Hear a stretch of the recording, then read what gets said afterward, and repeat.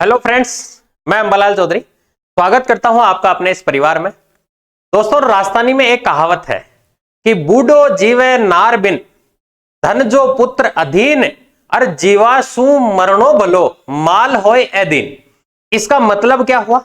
इसका मतलब हुआ कि एक बुजुर्ग आदमी जिसकी बुढ़ापे में उसकी पत्नी जो है उसका देहांत हो चुका, उसके पास धन जो था वो अब पुत्र के अधीन हो चुका, और अब वो ये चाहता है कि ऐसे जीने से तो मरना भला है, क्योंकि खुद की ही तो पैसा और उसके बाद भी हम दुख पा रहे हैं। अब ये बात मैंने आपको क्यों बताई? दोस्तों, थर्ड ग्रेड में मेरे कई साथी लगे हुए हैं और आज वो ट्रांसफर की वजह से इतने दुखी हैं जिसकी कोई हद नहीं है। बंदा जब तक नौकरी नहीं लगता तब तक ये सोचता है कि मेरी नौकरी चाहे आप पाकिस्तान में लगा दीजिए, पाकिस्तान में नौकरी कर लूंगा। लेकिन जब उसको पाकिस्तान में लगाया, साल 6 महीने उसने नौकरी की, उसके बाद वो कहता है साहब हिंदुस्तान में लगा दीजिए। हिंदुस्तान में लगाया, फिर कहता है साहब मुझे आप गृह राज्य में लगा दीजिए। गृह राज्य में लगाने के बाद कहता है गृह जिले में लगा दीजिए। और 10-20 साल की सर्विस होते होते आदमी को यह लगता है कि मेरे घर पे ही जो है वो नौकरी करता रहूं और तनख्वाह आती रहे। ट्रांसफर पॉलिसी जिस वैकेंसी की सबसे इजी है, आज हम उसकी बात करने जा रहे हैं, क्योंकि मैंने इसका टाइटल भी यही लिखा है, पूरे भारत का दर्शन कराने वाली भर्ती। अब ये कैसे है मैं आपको थोड़ा सा समझा देता हूं इसके बारे में। दोस्तों, आज जिस वैकेंसी की हम बात कर रहे हैं वो है आईए। इंग्लिश में इसको कहते हैं इंफॉर्मेटिक्स असिस्टेंट, और हिंदी में बोले तो सूचना सहायक। अब ये पूरा भारत का भ्रमण आपको कैसे कराएगी वो मैं आपको समझा देता हूं। अभी मैंने ये वीडियो बनाने से पहले 3-4 मेरे मित्र जो आईए लगे हुए हैं अलग अलग डिपार्टमेंट में, कोई रेवेन्यू में है, कोई कोर्ट में है, कोई आरटीओ में लगा हुआ है, इनमें जो लगे हुए हैं इनसे मैंने बात की तो इन्होंने ये बताया कि इस वैकेंसी में पहली बात तो ये किससे संबंधित है, तो इसमें सारा कंप्यूटर वर्क होता है। हर डिपार्टमेंट में आईए जो है उसकी एक अलग से पोस्ट क्रिएट होती है। इनको किसी भी डिपार्टमेंट में लगा सकते हैं, ऐसा इनका कोई फिक्स क्राइटेरिया नहीं है। अच्छा, इनका काम क्या होता है? तो भाई इनका काम, जो इनका सुपीरियर बॉस होता है, जो भी इनका अधिकारी है, वो जैसे जैसे इनको बताए वैसा वैसा काम इनको करना होता है। ठीक है, जैसे कोर्ट में है तो कई बार आईए जो है वो टाइपिंग भी करते हैं, दूसरी जगह जो है वो as a personal assistant PA का काम भी करते हैं। अच्छा, ये ट्रांसफरेबल जॉब इतनी शानदार है कि जैसे मान लीजिए कोई हरियाणा का लड़का है, अब हरियाणा का लड़का है, उसके लिए ये ठीक क्यों है, ये यूपी के लिए ये ठीक क्यों है? वैसे तो मैं चाहूंगा कि हमारे राजस्थान के बच्चों को ही इसमें लिया जाए, पर चूंकि गवर्नमेंट की जो है वो अलग अलग पॉलिसीज हैं, उन पर हम नहीं जाना चाहते। देखो, जैसे दूतावास का नाम आपने सुना होगा, तो दूतावास ये होता है, एम्बेसी जो होती है वो ये होती है, जैसे भारत ने अपनी एम्बेसीज अलग अलग जगह स्थापित कर रखी है। वहां वो लोग क्या करते हैं कि जैसे वहां के अधिकारियों से बातचीत करना, भारत में कोई भी लेन देन करना, सामान आयात निर्यात करना, तो वो वहां की एम्बेसी से जो है वो सूचना होती है। जैसे मान लीजिए यहां से विदेश मंत्री अगर किसी दूसरे देश में जाएंगे तो वहां के दूतावास को खबर की जाएगी, वो वहां की सारी जो है वो सिचुएशन को हैंडल करेंगे। राजस्थान के भी कुछ ऑफिस जो है वो बाहर हैं, जैसे मान लीजिए दिल्ली में है, मुंबई में है, कुछ जगह वहां इन आईए की नियुक्ति की जाती है। लेकिन ये नियुक्ति जो की जाती है वो उनकी मंशा पर की जाती है। जैसे मान लीजिए किसी के ट्रांसफर पॉलिसी बहुत ईजी है इसकी, क्योंकि थर्ड ग्रेड में आप देखते हो कितनी ट्रांसफर की कितनी मगजमारी है। वो लोग बाहर पड़े हैं, कितने सालों से उनके ट्रांसफर नहीं हो रहे हैं। अब नौकरी लग तो गए वो, लेकिन उनकी हालत जो अभी मैंने मारवाड़ी कहावत बताई वो उन्हीं के लिए बताई, उस बुजुर्ग जैसी हो गई जिसके पास सब कुछ है लेकिन फिर भी कुछ नहीं है। इस वैकेंसी में आप जहां रहना चाहते हैं, जैसे मान लीजिए आपकी पत्नी जो है उसकी हरियाणा में जॉब है, हरियाणा में लगी हुई है वो मान लीजिए, या वो दिल्ली में लगी हुई है। अब आप आईए बनके और दिल्ली जाना चाहते हैं तो आप जा सकते हैं, आईए बनके आप बॉम्बे जाना चाहते हैं आप जा सकते हैं। तो ये ट्रांसफरेबल जॉब है, पूरे इंडिया में आपको दर्शन करा देगी जहां जहां राजस्थान के ऑफिसेज हैं। ठीक है, और आपको जल्दी से इसमें ट्रांसफर भी नहीं होते हैं, जैसा कि उन लोगों ने मुझे बताया है। ठीक है, अब हम बात कर लेते हैं इस वैकेंसी की, कितने पदों की है, क्या क्या है, सब कुछ सारी जानकारी। तो भाई सूचना सहायक की भर्ती जो है उसका नोटिफिकेशन आज ही आया है 16 तारीख को। 2730 पदों पर जो है ये भर्ती होने वाली है, जिसमें से नॉन टीएसपी 2415 है और टीएसपी जो है वो 315 पदों की है। ठीक है, आवेदन की प्रक्रिया क्या रहेगी? तो भाई ऑनलाइन प्रक्रिया रहेगी इसमें। वही एसएसओ आईडी वाला, क्योंकि इसको चूंकि कंप्यूटर वाले भर रहे हैं तो कंप्यूटर वालों को तो ये चीज पता होगी, जो चीज पता नहीं थी वो मैंने आपको शुरू में बता दी है। ठीक है, ऑनलाइन के थ्रू ही इसमें सब कुछ भरा जाएगा। ठीक है, ऑनलाइन में जो जो चीजें चाहिए वो आप भर देना। जो जो इसमें काम की चीजें हैं वो मैं बता देता हूं। जैसे मैं बात करता हूं इसके आवेदन शुल्क की, तो भाई इसका आवेदन शुल्क जो है वो कितना रहेगा? आवेदन शुल्क सामान्य वर्ग के लिए और अति पिछड़ा वर्ग के लिए और अन्य पिछड़ा वर्ग के लिए, इनके लिए है 450। और जो नॉन क्रीमिलियर श्रेणी के पिछड़े वर्ग हैं, अति पिछड़ा वर्ग है और आर्थिक रूप से कमजोर वर्ग है, उनके लिए है 350। समस्त विशेष योग्यजनों और अनुसूचित जाति एसटी एससी के लिए है 250 रुपए। ठीक है, तो ये इसका जो है वो फीस का क्राइटेरिया था। और देख लेते हैं इसमें क्या क्या है। ये इसकी वैकेंसी वार जो है वो सूचना है, आपको मैंने पीडीएफ हमारे टेलीग्राम चैनल एएल क्लासेस पर डाल दी है। ठीक है, अगर आप में से कोई सीईटी की तैयारी कर रहा है तो उसके 15 मॉडल पेपर्स भी जो है वो हम लोग करवा रहे हैं, वो भी फ्री ऑफ कॉस्ट है, बहुत अच्छे पेपर्स हैं, वो भी आप देख सकते हैं। ठीक है, वही आर्थिक पिछड़ा वर्ग, ये जो है ये सारे आपको रिजर्वेशन की कैटेगरीज दे रखी हैं कि भूतपूर्व सैनिक जो है उनके लिए क्या रिजर्वेशन का कोटा रहेगा। तो ये सारी चीजें जो है वो आप उसमें पीडीएफ में पढ़ लीजिएगा। जो जो काम की चीजें हैं वो मैं आपको बता देता हूं। उत्कृष्ट खिलाड़ियों के लिए इसमें अलग से कोटा है, ये जो जो जो जनरली होता है बिल्कुल वैसा ही है। हम आ जाते हैं सीधे इसके एग्जाम वगैरह पर, जब ये होगा, ये दिव्यांगजन वगैरह का आरक्षण। अभी बात करते हैं इसके वेतनमान की। सबसे मेन चीज कि गुरुजी सारी बातें बता दी आपने, तनख्वाह कितनी मिलेगी आप तो ये बताओ। तो भाई ये जो राजस्थान की वैकेंसीज होती है इसमें मैं आपको बता दूं कि इसमें 2 साल का प्रोबेशन पीरियड होता है और उस 2 साल के प्रोबेशन पीरियड में आपको एक फिक्स सैलरी दी जाती है और उस सैलरी में 2 साल के जस्ट बाद में जो है वो आपकी बढ़ा दी जाती है। जैसे इसमें जो ये पे मैट्रिक्स लेवल 8 की वैकेंसी है और न्यूनतम वेतनमान जो है वो आपको 26,300 मिलने वाला है और ये 2 साल तक जो है वो फिक्स है। परिवीक्षा काल यानी प्रोबेशन पीरियड जो है उसमें 26,300 रुपए ही आपको दिया जाएगा।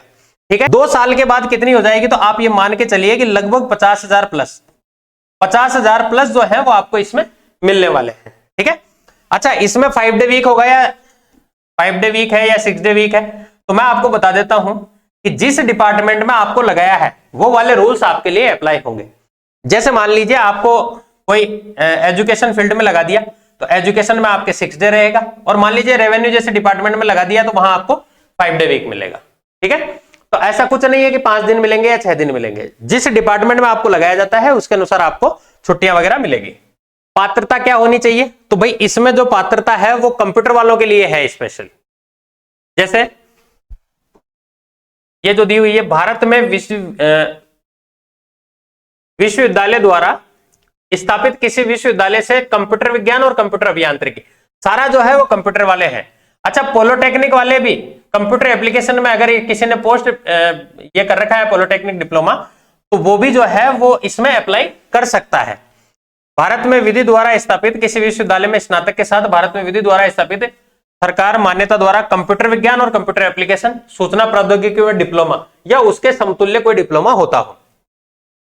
वही स्नातक साथ में इलेक्ट्रिक विभाग भारत सरकार के नियंत्रण, मतलब सारे कंप्यूटर से रिलेटेड जो है वो इसमें डिग्रियां हैं, वो आपके पास होनी चाहिए। अब ये डिग्रियों के अलावा आपके पास और क्या होना चाहिए जो इन्होंने बताया है, तो इसमें भाई हिंदी और अंग्रेजी दोनों में आपको 20 शब्द प्रति मिनट टाइपिंग की आपकी स्पीड होनी चाहिए। ठीक है, देवनागरी लिपि में हिंदी में कार्य करने का अनुभव होना चाहिए, राजस्थान की संस्कृति का आपको ज्ञान होना चाहिए।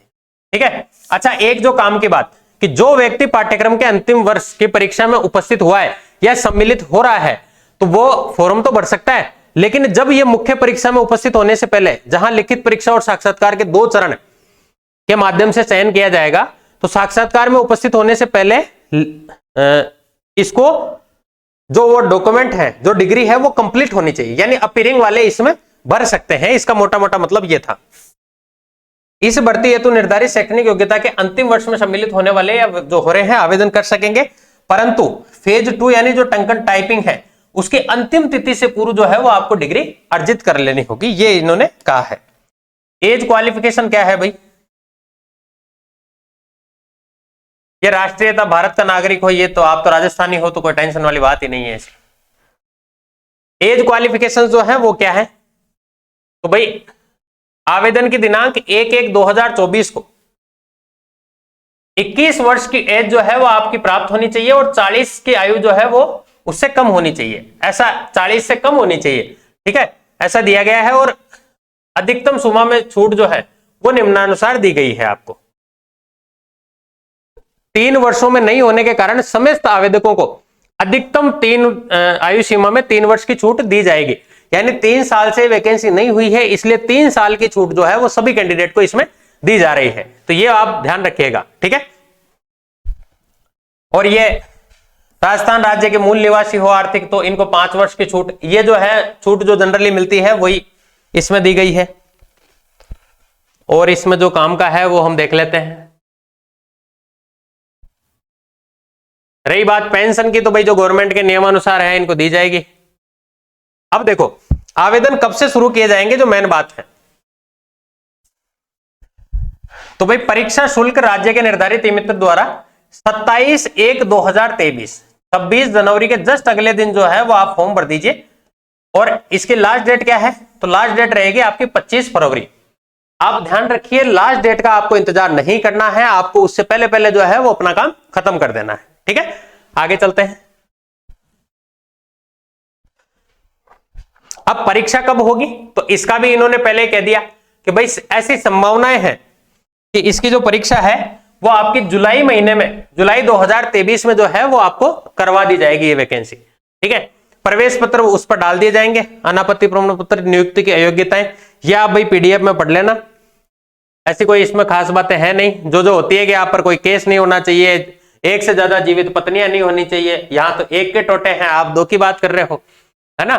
तो ऐसी जो है वो इसमें योग्यताएं दी हुई है आपको, अयोग्यताएं जो हो सकती है।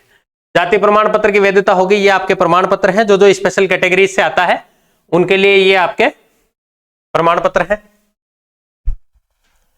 और देख लेते हैं, आवेदन पत्र के अंतिम दिनांक तक ही स्वीकार किए जाएंगे, ये तो हम पता है अपने को। फोटोग्राफ कैसे होने चाहिए वो सारी चीजें हैं, हस्ताक्षर अपलोड। आप एक बार ऑनलाइन फॉर्म को भरने से पहले इसकी एक बार ये पीडीएफ जरूर पढ़ ले भाई, इसमें सारी डिटेल जो है वो एक बार पढ़ ले। अब ये श्रुत लेखन की सुविधा जो है वो क्या है, अब देखो इसमें 1-2 बातें जो मुझे बतानी है वो ये है कि अगर कोई दिव्यांगजन है तो उनके साथ जाकर और कोई बोल सकता है और दूसरा उसको लिख सकता है, यानी कि अगर लिख सकता है ऑब्जेक्टिव टाइप के साथ साथ इसमें लिखित परीक्षा भी होगी। देखो उसका भी इन्होंने वो दिया हुआ है, सारी इंफॉर्मेशन जो है वो इन्होंने दी हुई है। ये देखो सूचना सहायक के पदों पर भर्ती हेतु परीक्षा की स्कीम क्या रहेगी, तो भाई पहला जो पेपर होगा लिखित परीक्षा, इस लिखित परीक्षा में कुछ ऑब्जेक्टिव टाइप क्वेश्चंस भी होंगे और कुछ जो है वो आपके लिखने को भी आपको दिए जाएंगे। तभी आप देखो 100 अधिकतम अंक होंगे और समय मिलेगा आपको 3 घंटे का। और दूसरा जो होगा इसमें आपकी योग्यता परीक्षण, यानी कि रीजनिंग का बहुत बड़ा रोल रहेगा। और रीजनिंग जो है वो हम हमारे चैनल पर जो है वो पढ़ा रहे हैं, तो रीजनिंग की क्लासेज आप वहां से ले सकते हो। सूचना प्रौद्योगिकी में सामान्य जानकारी और कंप्यूटर के मूल सिद्धांत, यानी कंप्यूटर पर मेन फोकस इसमें किया गया है। अहर्ता टंकण गति परीक्षण में कोई अंक प्रदान नहीं किए जाएंगे। योग्यता सूची परीक्षा के भाग 1 में प्राप्त अंकों के आधार पर ही आपकी मेरिट तैयार की जाएगी, किंतु केवल वे अभ्यर्थी जो टंकण गति परीक्षा में अहर्ता प्राप्त करेंगे उनको ही पात्र माना जाएगा। यानी इसका मतलब यह हुआ कि भाई टंकण जो टाइपिंग होगी उसके नंबर आपके नहीं जुड़ेंगे, लेकिन जो टाइपिंग क्लियर करेगा वही इसमें जो है वो मेरिट में उसका नंबर आएगा, ठीक है। अब लिखित परीक्षा का पाठ्यक्रम जो आपको दिया हुआ है वो देख लेते हैं। लिखित परीक्षा का पाठ्यक्रम जो है उसमें एक तो रीजनिंग वाला पार्ट जो है वो बहुत अच्छे से दिया गया है आपको।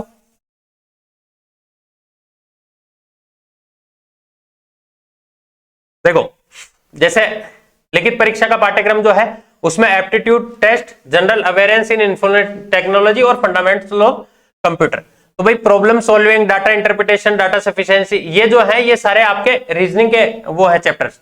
मेंटल एबिलिटी और analytical reasoning, general knowledge and current affairs relating of India and Rajasthan, यानी राजस्थान और इंडिया के आपसे करंट अफेयर्स पूछे जाएंगे। Major developments in the field of information technology, यानी कुल मिलाकर आपको इंफॉर्मेशन टेक्नोलॉजी के बारे में ही ज्यादा ध्यान रखना है। उसके बाद में ये overview of computer system, introduction of operating system, representation of data, introduction of internet technology, security के जो फीचर्स है, एल्गोरिदम है। टंकण गति परीक्षा में जो है वो आपको स्पष्ट दिया हुआ है कि उन परीक्षा कंप्यूटर मशीन पर हिंदी और अंग्रेजी भाषाओं में गति परीक्षण लिया जाएगा जो परीक्षा के भाग 1 में आहरित हुए हैं। अच्छा, इसमें पास होने के लिए इन्होंने एक ये और बताया है,